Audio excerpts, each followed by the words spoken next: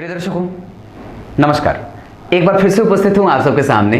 आज शुक्रवार है और विश्लेषण जन्म कुंडली का इस कार्यक्रम के अंतर्गत दाता मखदूम जी की आईडी से कुंडली चुनी गई थी। उन्होंने अपने बेटे की कुंडली भेजी है। आइए बता दूं एक बात कि आज इस कार्यक्रम का पहला हिस्सा आपके सामने उपस्थित हूं लेकर के। दूसरे हिस्से की तैयारी कल होगी और दूसरा हिस्सा भी जरूर देखिएगा, क्योंकि कुंडली कभी भी एक हिस्से में बनाना सही नहीं होगा, उसको दूसरे हिस्से में लेकर आना ही होता है। तो आइए शुरू करते हैं आज का कार्यक्रम। जाते जाते या शुरू करते करते एक बात बताता हूं, जो गलत संगीत का निर्माण करता है और जो गंदे संगीत सुनता है, बनाने वाला तो पाप का भागी होता ही है, उसको सुनने और उसका प्रचार करने वाला भी उतना ही भागी होता है। हम दूसरे के किए गए पापों का आप समझ गए होंगे। न तो गलत और गंदी चीजों का देखना दर्शनीय होता है और न उसका प्रचार करना। आपके सामने से अगर कोई भी गंदी और भद्दी तस्वीर आती है या कोई भी गंदी और भद्दी चीज आती है, उसको ओवरलुक करिए और आगे बढ़िए, क्योंकि उससे आपके इंद्रियों पे सबसे पहले असर पड़ता है और आपके मति और बुद्धिहीन होने का वो सबसे पहला प्रमाण है। आज के युवा पीढ़ी की सबसे बड़ी समस्या यही है। और एक बात बताऊं, एक ही बात है, ये मूर्खता जो हमारा समाज प्रतिदिन प्राप्त कर रहा है और मूर्खता को प्राप्त कर रहा है, जड़ बुद्धिहीन हुआ जा रहा है, उसके पीछे सिर्फ एक ही बात है, उसका अभद्र और गंदी चीजों का देखना। और वो हर वो काम करता है जिसको देख करके उसके पिता भी शर्मिंदा हो जाएं। वो मतिहीन मूर्ख, उसको पता ही नहीं है कि उसके लिए क्या सही है और क्या गलत। उससे ज्यादा मूर्ख और बुद्धिहीन तो इस धरती पे कोई है ही नहीं, जो सिर्फ यही देखता है जो उसको तत्क्षण सुख देता है और अपने इंद्रियों का गलत इस्तेमाल करता है। ये बहुत बड़ी बात है। तो इस चीज से जरा बच के रहिए, क्योंकि ये लोग जो पहले देते थे वो अच्छी चीजें देते थे, अब इनकी सारी चीजें गलत, अभद्र और बेबुनियाद हैं। तो बच के रहना, ये आपको बिगाड़ने के लिए आए हैं। ये चाहे कोई भी हो, बच के रहना, ये आपको बिगाड़ने आए हैं। अब संभल गए तो आपकी बल्ले बल्ले है, नहीं तो इनका तो माठा मह ही जाएगा, इनकी दही तो जम ही जाएगी।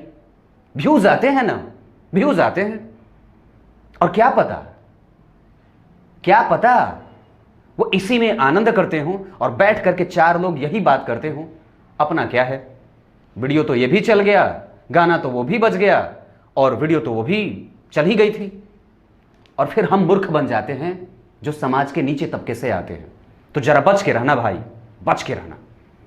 ये समाज जहां जा रहा है वो सिर्फ और सिर्फ धंसने ही जा रहा है, धंस रहा है नीचे नीचे। तो बच के। आइए शुरू करते हैं आज का कार्यक्रम।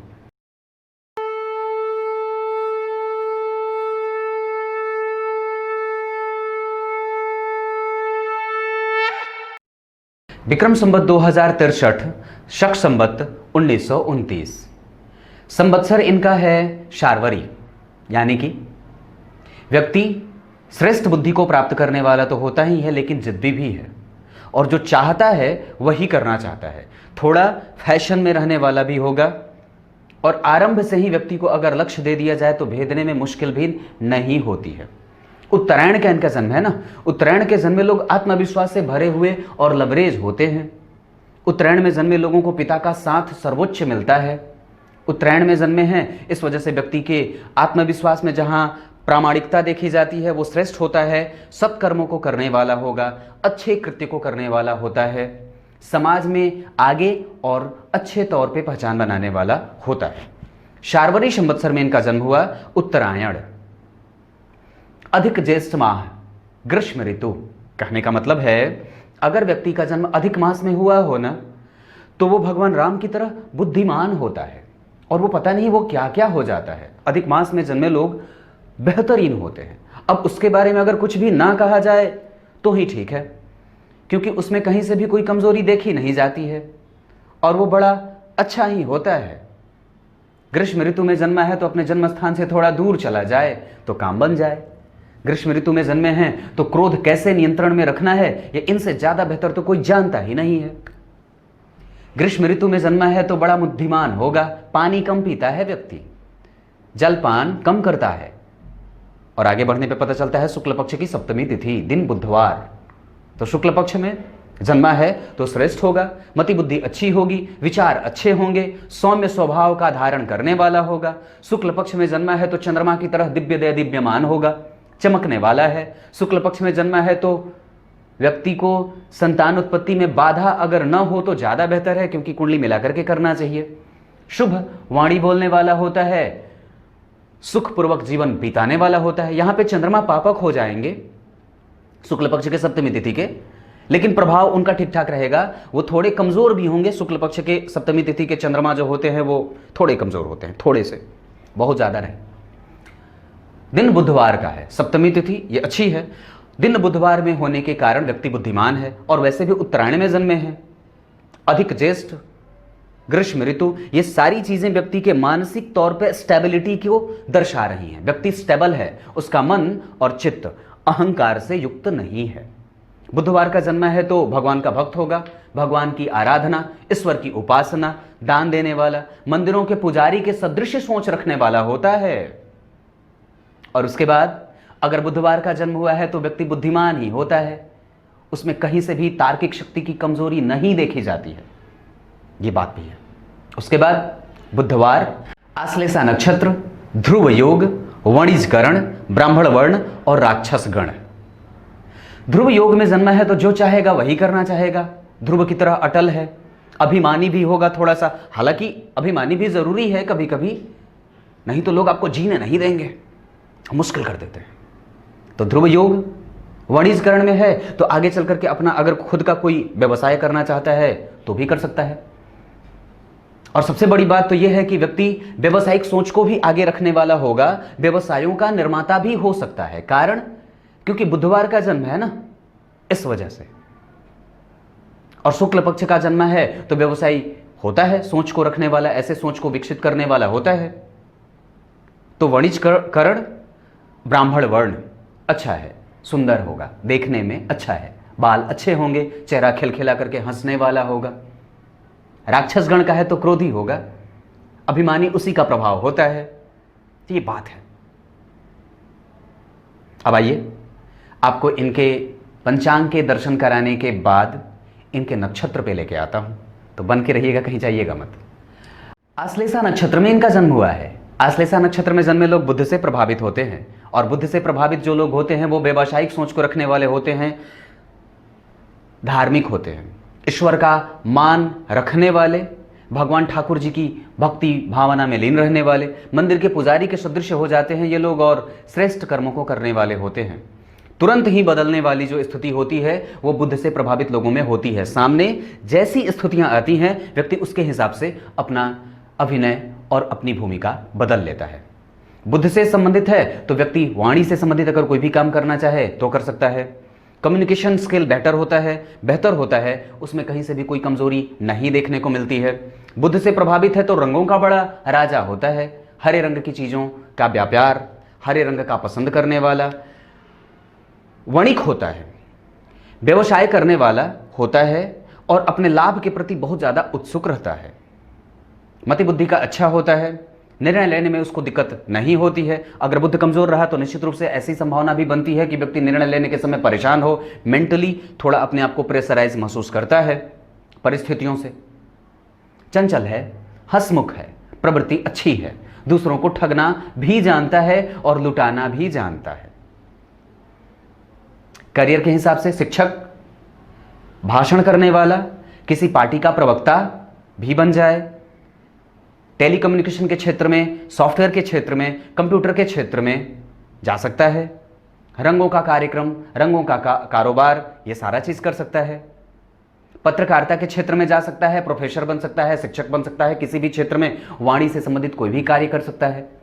अब आइए आपको इनकी लग्न कुंडली में बैठे ग्रहों की स्थितियां बता देता हूं, कहीं जाइएगा मत, पूरा देख के जाइएगा। शुरू करते हैं अब ग्रहों का विश्लेषण। ग्रहों की अवस्थाओं में सबसे पहले चर्चा करेंगे ग्रहों के राजा सूर्य की, जो कि व्यक्ति के आत्मविश्वास और आत्मा के प्रतीक माने जाते हैं। आपकी कुंडली जो मिथुन लग्न की है, पराक्रम भाव के अधिपति बनेंगे सूर्य। 12 में बैठे हैं, 7 अंश 38 कला, कृतिका नक्षत्र अपने ही नक्षत्र में। सम संख्या की वो राशि है जहां सूर्य बैठे हैं, 2 नंबर लिखा है, और इस अंश पे वो जाकर के आपकी कुंडली के लिए वृद्ध हो जाते हैं। सम संख्या में 6 अंश से ज्यादा मृत्यु को प्राप्त किए, उसके बाद वृद्ध हो गए। तो यहां पे ग्रह जो है वो वृद्ध है और दीनता को प्राप्त कर रहा है। सम राशि में बैठा है, कैसे? क्योंकि जिस राशि में बैठा है उस राशि के अधिपति से तात्कालिक मित्रता में जा रहा है। होते दोनों शत्रु हैं, शुक्र शत्रु, और उसके बाद ये तात्कालिक मित्रता में जा रहे हैं, मतलब निकट ही हैं। इस वजह से ये सम राशि के हो गए। तो सूर्य कहां बैठे? सम राशि के वृद्ध होकर के दीन अवस्था में। अब चंद्रमा की बात कर लेते हैं। अब बात चंद्रमा की कर लेते हैं। चंद्रमा मन के शुद्धि का कारण बनता है। अगर कुंडली में वो ठीक रहा तो व्यक्ति मानसिक रूप से स्वस्थ होता है, कमजोर नहीं होता है। इनकी कुंडली में चंद्रमा पक्ष बल से पापक ग्रह बन रहा था, क्योंकि शुक्ल पक्ष के सप्तमी तिथि के थे। अब यहां पे चंद्रमा देखते हैं तो मिथुन लग्न की कुंडली में द्वितीय भाव के अधिपति होते हैं। वो बैठे हैं आश्लेषा नक्षत्र, ये बुध का नक्षत्र होता है शनि के साथ, और स्वराशि के हुए, मतलब उनको जहां बैठना था वो वहीं बैठे हैं। मतलब एक तरीके से ग्रह जो है वो ठीक बैठा है, स्वराशि का है, अवस्था 28 अंश की है और संख्या है ये सम संख्या की। तो ये स्थिति चंद्रमा को बाल अवस्था का बनाती है। स्वस्थ है वो, कमजोर नहीं है, मतलब अच्छा ही फल करने वाला है, कमजोर नहीं है। वो मन को शुद्ध और शांत रखने वाला है, ठीक होगा। इसका फल कथन आगे भी जारी रहेगा। अब मंगल की बात कर लेते हैं। मंगल आपकी कुंडली में सम राशि के हैं, वृद्ध अवस्था में। वो क्यों? क्योंकि जिस राशि में बैठे हैं उस राशि का अधिपति उनका मित्र होता है गुरु, और जहां वो बैठे हैं मंगल, उस राशि का अधिपति उस राशि से, मतलब अपनी राशि से, देखिए 3 घर बाद जा रहा है, 1 2 3, यहां बैठे हैं गुरु, और ये दोनों क्रमशः अपने अपने स्थान का परिवर्तन भी कर रहे हैं। तो ये ग्रह वृद्ध होगा, डिग्री में 11 अंश का है, 43 कला। जिस नक्षत्र में बैठा है वो उत्तरा भाद्रपद नक्षत्र है, शनि का नक्षत्र होता है ये, और ऐसी स्थिति में वो उसके शत्रु होते हैं। फल दिखने लायक होगा। आइए अब बुध की बात कर लेता हूं। बुध बुद्धिमत्ता का कारक होता है, व्यक्ति को बुद्धिमान बनाता है, और आपकी कुंडली के लिए तो वो लग्न का अधिपति भी बनता है। लग्न के अधिपति हुए, 12वें गए, लग्न का व्यय किए और बैठे हैं वो शुक्र की राशि में। शुक्र और बुध की मित्रता होती है। जिस राशि में शुक्र बैठे हैं वो बुध की राशि होती है, और जो बुध बैठे हैं वो उसके साथ परिवर्तन, मतलब शुक्र की राशि में बुध और बुध की राशि में शुक्र। ऐसी स्थिति में तात्कालिक मित्रता में तो ये अति मित्र के हो जाएंगे। अति मित्र की अवस्था और डिग्री है 27 अंश 43 कला, ठीक होगा। ये मंगल के नक्षत्र में बैठे हैं। अब गुरु की बात कर लेता हूं। अब आइए गुरु की बात कर लेता हूं। देव गुरु बृहस्पति अगर कुंडली में अच्छे होते हैं तो व्यक्ति को सही और गलत का पैमाना दे देते हैं, पहचानने की शक्ति दे देते हैं। आपकी कुंडली में गुरु मंगल के साथ परिवर्तन कर रहे हैं, क्योंकि मंगल गुरु की राशि में और गुरु जो है वो मंगल की राशि में, ये दोनों का स्थान परिवर्तन हुआ है। मिथुन लग्न की कुंडली में सप्तम भाव के अधिपति और दशम भाव के अधिपति होते हैं देवगुरु बृहस्पति, और आपकी कुंडली में ये जा करके बैठे हैं सप्तमेश और दशमेश होकर के 6ठे भाव में मंगल के साथ। तात्कालिक शत्रुता में जाने से ये सम राशि के हो जाएंगे। डिग्री जो है वो 22 अंश 40 कला की है। जिस नक्षत्र में बैठे हैं वो बुद्धिमान बनाएगा जातक को, क्योंकि बुध के नक्षत्र में बैठे हैं, वो लग्नेश का नक्षत्र होता है, और अवस्था कुमार की होगी, मतलब वो ठीक हैं, अच्छे हैं अवस्थाओं के हिसाब से। अब शुक्र की बात करूंगा। शुक्र व्यक्ति की कुंडली में अगर मजबूत होते हैं तो सांसारिक सुखों का भोक्ता बनाते हैं, व्यक्ति को सुंदर भी बनाते हैं शारीरिक रूप से। इनकी कुंडली में शुक्र देखिए लग्न में ही बैठा है, लग्नेश के साथ परिवर्तन करके 12वें भाव का अधिपति और पंचम भाव का अधिपति होकर के लग्न में बैठा, ये ठीक होगा। और अवस्था जो है वो 22 अंश 5 कला, पुनर्वसु नक्षत्र गुरु का नक्षत्र होता है। लग्नेश से निकट जाने के कारण, तात्कालिक मित्रता में मित्र होने के कारण अति मित्र का हुआ। पर अवस्था में अगर देखिए तो ये 22 अंश के हैं, ये कमजोर थोड़े से हो रहे हैं, वृद्ध हो रहे हैं, तो इनकी दृष्टि का लाभ थोड़ा कम मिलेगा। अब शनि और राहु केतु की बात कर लेता हूं। शनि मिथुन लग्न की कुंडली के लिए बनते हैं अष्टम और नवम भाव के अधिपति।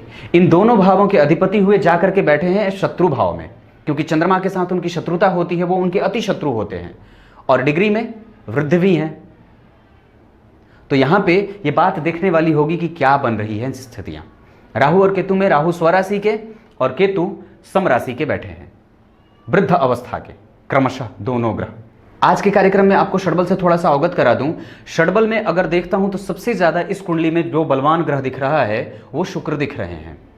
हालांकि वो होते हैं पंचम और 12वें भाव के अधिपति, अपने इस भाव से वो स्वतंत्र होकर के हमेशा पंचम भाव का ही फल ज्यादातर करते देखे जाएंगे। पंचम के अधिपति हुए लग्न में बैठे बुद्धिमान बनाएंगे, प्रेम करने वाला बनाएंगे, ये स्थिति देखी जा रही है। षडबल में शुक्र सर्वाधिक बली, उसके बाद मंगल, उसके बाद बुध, फिर चंद्रमा, उसके बाद सूर्य, और सर्वाधिक जो कमजोर ग्रह जिसको सबसे कम बल मिल रहा है षडबल में वो गुरु हैं। इस वजह से व्यक्ति को हमेशा ही इस बात का ध्यान रखना चाहिए कि व्यक्ति गलत संगति में न जाए और अच्छे और बुरे की पहचान रखने की क्षमता विकसित कर सके, ये बात है। अब एक एक करके भावों पे आता हूं। सबसे पहले लग्न पे आता हूं। लग्न कैसा है? लग्न मिथुन का बना। लग्न के अधिपति 12वें गए, किसके साथ? सूर्य के साथ, यानी कि लग्न और पराक्रम का एक साथ संयोग हुआ, लेकिन 12वें। व्यक्तित्व छटका, कहां? बाहर। क्यों? क्योंकि वो सूर्य जैसा अधिपति, सूर्य जैसा पराक्रम का अधिपति ग्रह 12वें बैठा और वहां पे बैठे हैं केतु, जहां पे राहु की दृष्टि भी है। व्यक्ति मेहनत तो करेगा, परंतु मेहनत का फल हो सकता है थोड़ा विलंब से मिले। सूर्य 12वें जाते हैं तो व्यक्ति के व्यक्तित्व को कमजोर करने वाले बना देते हैं। और अवस्था में अगर देखिए तो ये बैठे हैं 7 अंश के। मैंने इनकी अवस्था की चर्चा करी है, ये हैं थोड़े कमजोर।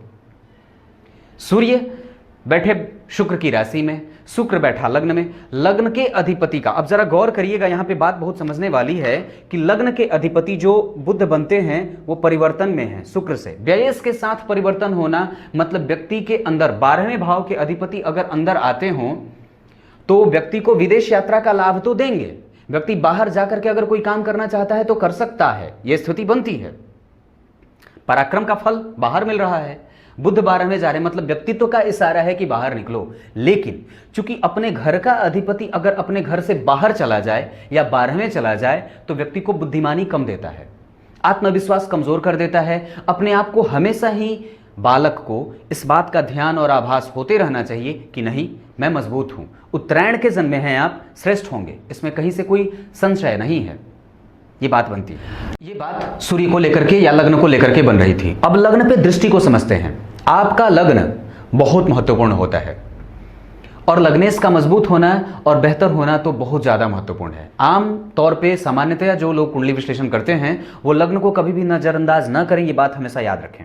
आपका लग्न ही श्रेष्ठ होना जरूरी है। और इस कुंडली में लग्न के ऊपर देखिए तो मंगल की दृष्टि है और लग्नेश के ऊपर गुरु की दृष्टि है।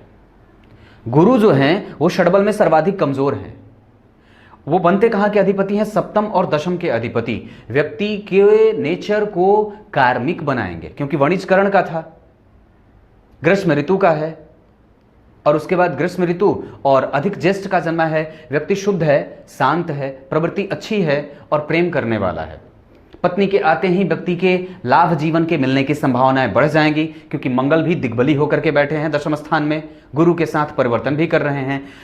लग्न के अधिपति पे अगर कहीं से भी गुरु की दृष्टि पड़ जाए तो वो व्यक्ति को, चूंकि वो रोग भाव में बैठे हैं तो कहीं ना कहीं पेट का रोगी भी बनाएंगे, या तो दाम्पत्य में या पत्नी को या दाम्पत्य को स्थापित करने में थोड़ा विलंब भी करेंगे।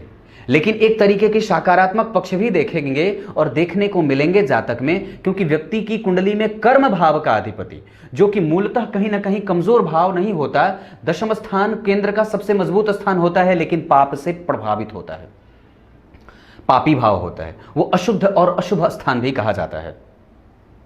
तो यहां का अधिपति अगर लग्न को देखेगा या लग्नेश को देखेगा तो प्रभाव तो कमजोर करेगा। इस वजह से व्यक्ति के अंदर धार्मिक तत्व की कमजोरी भी देखी जाएगी। कारण इसका दूसरा यह भी है क्योंकि सूर्य भी 12वें हैं और वो शुक्र की राशि में बैठते हैं तो अपने आप को खिन्न भिन्न महसूस करते हैं। ये बात है, आत्मविश्वास को मेंटेन करना होगा, ये बात दिखती है। मंगल लग्न पे देख रहे हैं।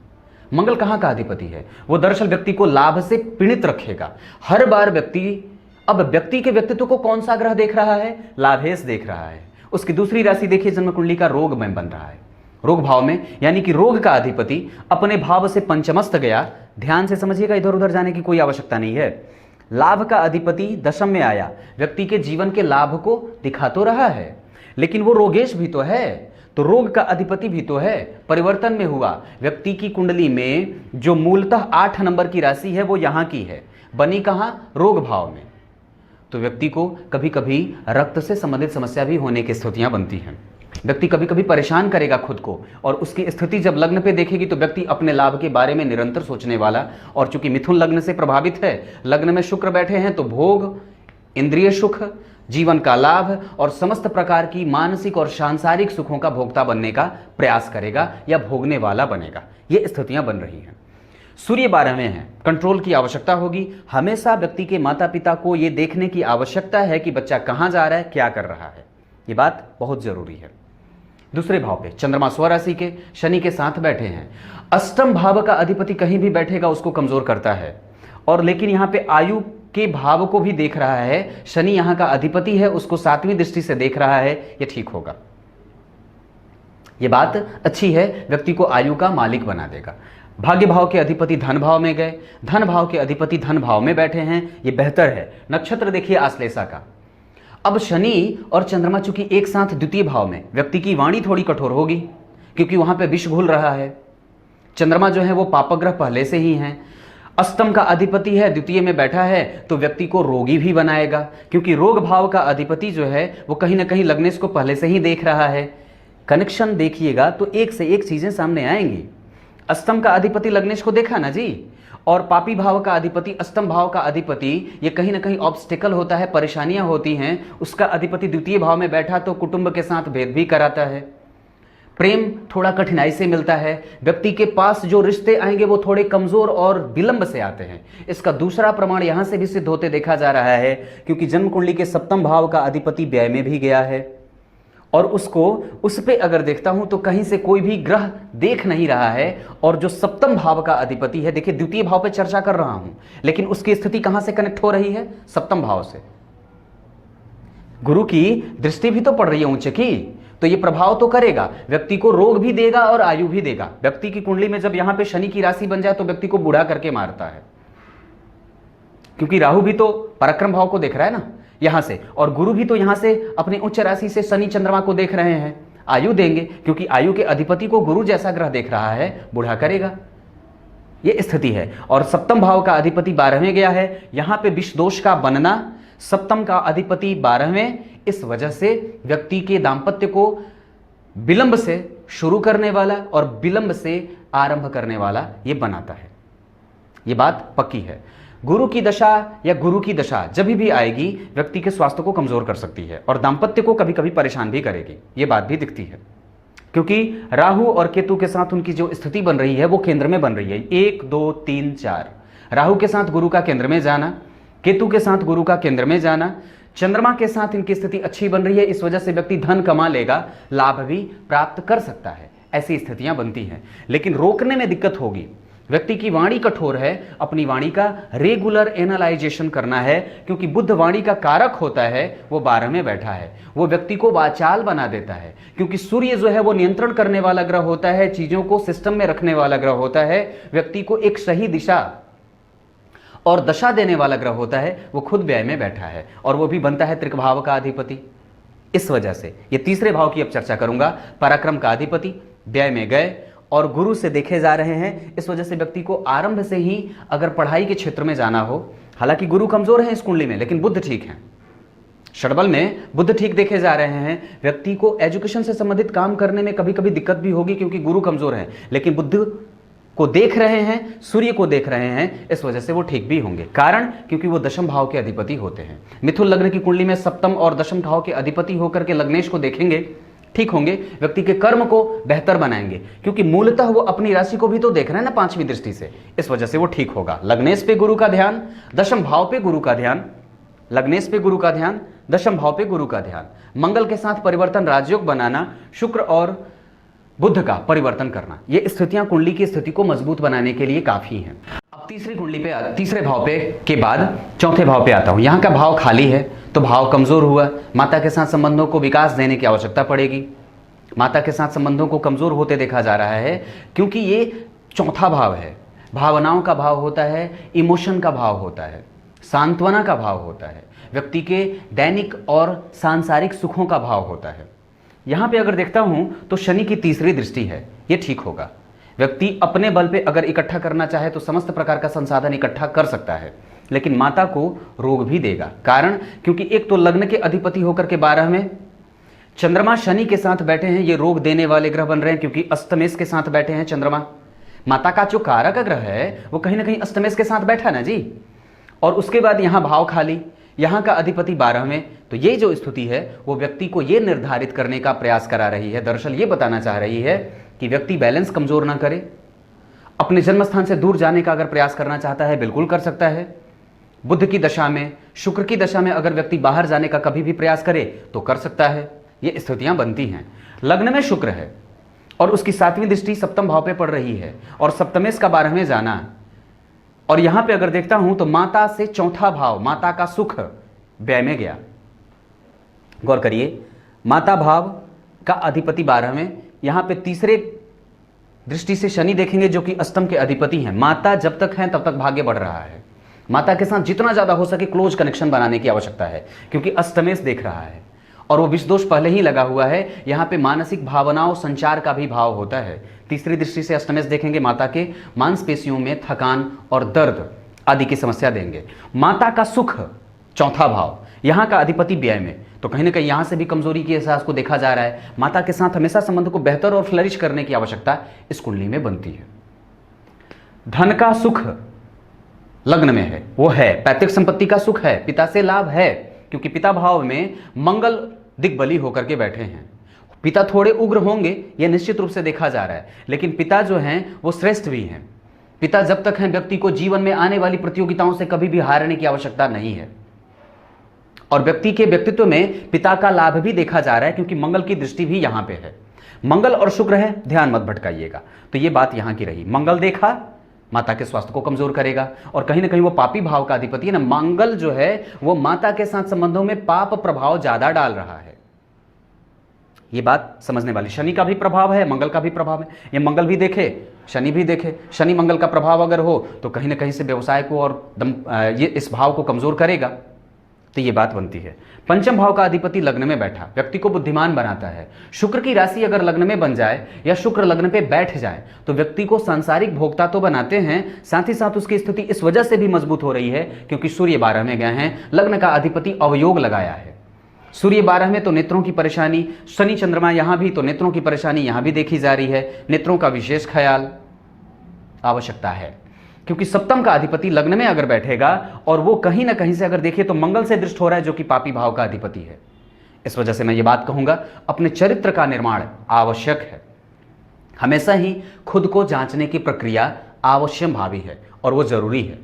लग्न में शुक्र बैठ जाते हैं तो कई बार शुक्र अपनी दशाओं में बड़ी ज्यादा परेशान भी करते हैं और डराते हैं और दिक्कत करते हैं। व्यक्ति हर बार प्रलोभित होकर के गलत मार्ग पे जाने का प्रयास भी करता है। इसको हमेशा ही जांचने की आवश्यकता पड़ेगी।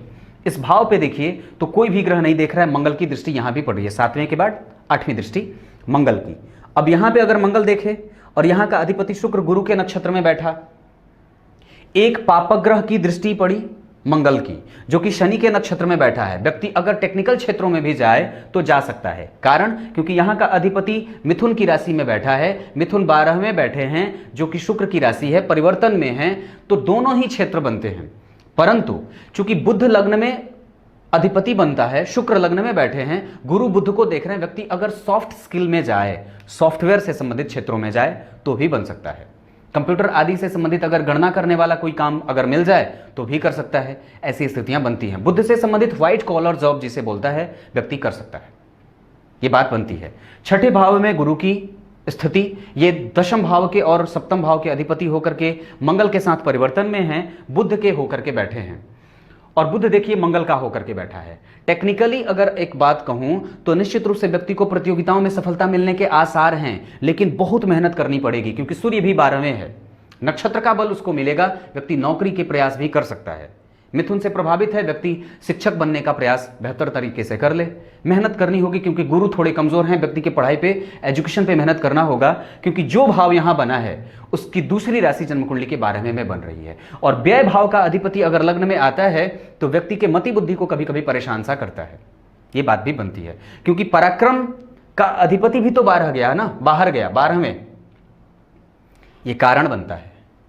और राहु की दृष्टि है तो व्यक्ति को मेहनत करने वाला बनाएगा। राहु की दृष्टि लग्न पे भी है, मंगल की दृष्टि लग्न पे भी है, राहु की दृष्टि भी लग्न पे है। इस वजह से व्यक्ति के चारित्र को बचाने की आवश्यकता हमेशा ही रहेगी।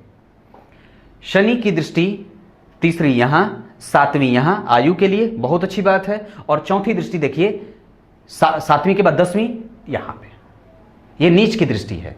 व्यक्ति के जीवन के लाभ को समायोजित करने की आवश्यकता पड़ेगी। जब भी व्यक्ति अगर शेयर, सट्टेबाजी, लॉटरी आदि में काम करने का प्रयास करे तो निश्चित रूप से सही वक्त का तलाश, सही वक्त की तलाश जरूरी होगी क्योंकि शनि नीच दृष्टि से यहां पे देख रहे हैं, ये बात बनती है। समझ में आई बात? अब आगे सप्तम भाव पे आते हैं। यहां का अधिपति बाहर गया 12वें, और यहां पे अगर देखता हूं तो कोई भी ग्रह नहीं देख रहा है, शुक्र की दृष्टि है। बाकी के सारे ग्रह, केतु की दृष्टि, शुक्ल की दृष्टि और केतु की दृष्टि, और इस भाव का अधिपति 12वें, इसका कारक गुरु या शुक्र अगर दो भी हो तो अगर यहां का कारक है तो शुक्र देख रहा है, और यहां पे यहां का अधिपति 12वें, वो किसी से भी दृष्ट नहीं है। सूर्य और बुध लग्नेश से दृष्ट हो जाने के कारण व्यक्ति को बुद्धिमान बनाएगा। पत्नी अच्छी मिलेंगी, श्रेष्ठ मिलेंगी, अच्छी मिलने वाली हैं क्योंकि गुरु का वो भाव बन रहा है, परंतु थोड़ा स्वास्थ्य से परेशान होने की आवश्यकता दिख रही है, और वो है कहीं ना कहीं उसकी स्थिति बन रही है। क्योंकि नौमांस की भी अगर जिक्र करूं यहां पे तो आपकी कुंडली में सप्तम भाव का अधिपति नौमांस चार्ट में भी शुक्र की राशि बनी, वो व्यय में जा रहा है। गौर करने वाली बात है, दांपत्य को स्टार्ट जब भी करना है, आरंभ जब भी देना है तो अच्छे तरीके से कुंडली को मिला करके। मंगल बैठे हैं जन्म कुंडली के 10वें स्थान में, वो मांगलिक नहीं बनाते हैं, लेकिन चंद्रमा से अगर देखिए तो पंचमस्त गए हैं, 1 2 3 4 5, नवम पंचम के संबंध में हैं, यहां से भी मांगलिक स्थितियां नहीं बनती हैं, परंतु फिर भी सप्तम का अधिपति लग्न और नवमांश दोनों ही कुंडलियों में बाहर जा रहा है। शुक्र का प्रभाव सप्तम पे, यहां के अधिपति का कमजोर होकर के देखना, और कहीं ना कहीं वो षड्बल में कमजोर हो रहे हैं, इस वजह से दाम्पत्य को फ्लरिश करने की आवश्यकता पड़ेगी। 8वें भाव के अधिपति अष्टम को देख रहे हैं, ये ठीक होगा।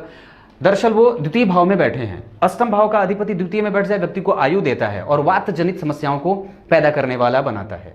चंद्रमा के साथ बैठे हैं, शीत जनित बीमारियां भी देंगे और व्यक्ति के मति बुद्धि को कभी कभी विष से युक्त कर देते हैं। व्यक्ति क्रोध करने वाला होगा, जिद करने वाला है, क्योंकि ध्रुव योग में जन्मा है।